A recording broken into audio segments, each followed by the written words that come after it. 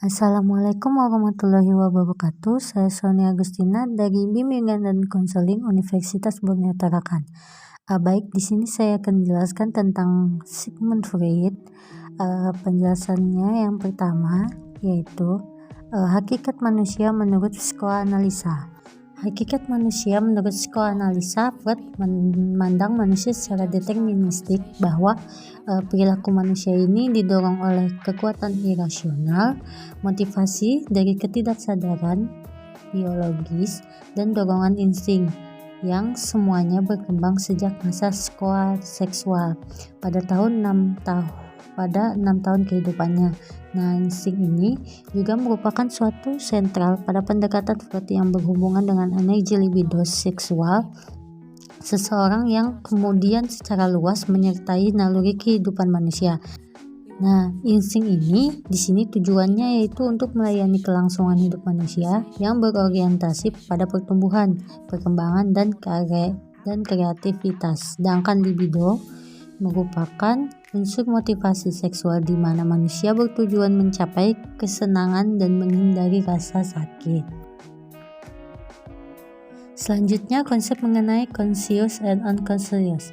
Dalam teori ini dinyatakan bahwa hampir sebagian besar perilaku dipengaruhi oleh kekuatan dari unconscious, dan energi fisik yang kita memiliki juga banyak digunakan untuk menemukan ekspresi yang sesuai dalam conscious. Berikutnya itu struktur kepribadian manusia menurut psikoanalisa. Ada 3, yaitu alam sadar, alam prasadar, dan alam bawah sadar. Nah, alam sadar ini sebagian kecil saja dari kehidupan mental seperti pikiran, persepsi, perasaan, dan ingatan yang masuk ke kesadaran. Kan alam prasadar disebut juga ingatan siap atau available memory, yaitu tingkat kesadaran yang menjadi jembatan antara sadar dan tak sadar. Pengalaman yang ditinggal oleh perhatian semula disadari tetapi kemudian tidak lagi dicermati, akan tetapi ditekan pindah ke daerah prasadar. Selanjutnya alam bawah sadar atau biasa disebut tak sadar adalah bagian yang paling dalam dari struktur kesadaran dan membuktikan bahwa ketidaksadaran bukanlah abstraksi hipotek tetapi itu adalah kenyataan empirik. Ketidaksadaran itu berisi insting, impuls, dan drive yang dibawa dari lahir dan pengalaman-pengalaman traumatik. Biasanya pada masa anak-anak yang ditekan oleh kesadaran dipindah ke daerah tak sadar.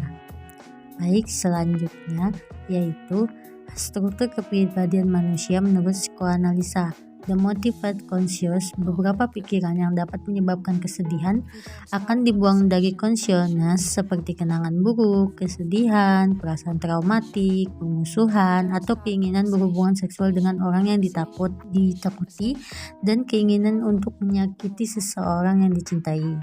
Selanjutnya, struktur kepribadian manusia menurut psikoanalisa.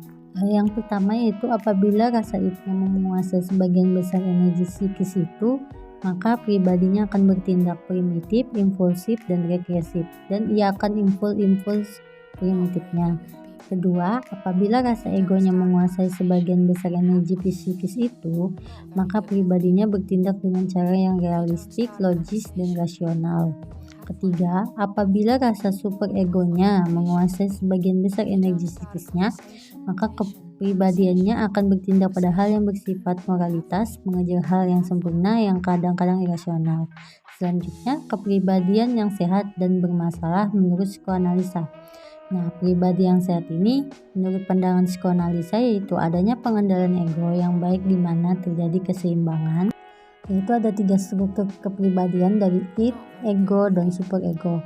Nah, seseorang akan mencapai konsep diri yang positif jika mereka tidak mengalami masalah-masalah berat pada masa-masa perkembangan hidupnya, dan kepuasan pada setiap fase perkembangannya dengan cara membentuk pribadi yang seimbang yang mampu beradaptasi dengan lingkungannya. Berikutnya, pribadi yang bermasalah. Nah, kepribadian tidak sehat ini atau bermasalah ditandai dengan adanya ketidakseimbangan antara id, ego, dan superego. Kecemasan yang terjadi pada masa perkembangan dan terus berlanjut sampai dewasa berupa kecemasan neurosis, histeria, dan fobia. Selain itu juga adanya kelainan kepribadian yang cenderung cenderung mencintai ibu dan membenci ayah yang biasa disebut dengan Oedipus complex dan sebaliknya disebut Elektra complex.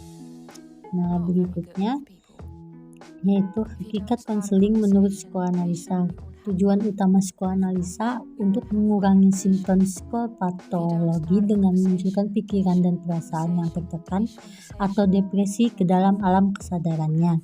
Dengan kata lain, membentuk kembali struktur kepribadian konseli dengan menggali hal-hal yang terpendam dalam alam ketidaksadarannya sehingga menjadi bagian dari alam kesadarannya. Baik, selanjutnya hakikat konseling ada 4. Yang pertama, manusia adalah makhluk yang memiliki kebutuhan dan keinginan, yaitu secara mendalam dan komprehensif serta berupaya untuk memenuhinya. Jadi keinginan konseli atau kebutuhannya. Kedua, pengaruh dari masa lalu. Hal ini menjadikan konselor harus mampu memutuskan perhatian kepada pengungkapan pengaruh masa lalu konseling kepada perilaku masa kini dengan tidak mengesampingkan pentingnya perilaku dan suasana masa kini yang mempengaruhi perilaku pada masa kini tersebut. Yang ketiga, kecemasan. Nah, kecemasan di sini sebagai hasil pengalaman-pengalaman yang terdesak digunakan sebagai wahana pencapaian tujuan konseling, yakni membantu konseli agar memahami motivasi yang mendasarinya untuk selanjutnya memilih dan merencanakan hidup secara bijaksana. Yang terakhir, tahapan perkembangan kepribadian individu. Adanya perkembangan kepribadian ini dapat digunakan dalam proses konseling baik sebagai materi maupun pendekatan. Konsep ini juga memberi arti bahwa konseling pada konseli akan efektif apabila materi, metode, dan teknik konseling disesuaikan dengan tahapan perkembangan kepribadian anak tersebut dalam kapasitasnya sebagai konseling. Baik, sekian dari penjelasan dari saya. Kurang dan lebihnya mohon dimaafkan. Wassalamualaikum warahmatullahi wabarakatuh. Sampai jumpa lagi.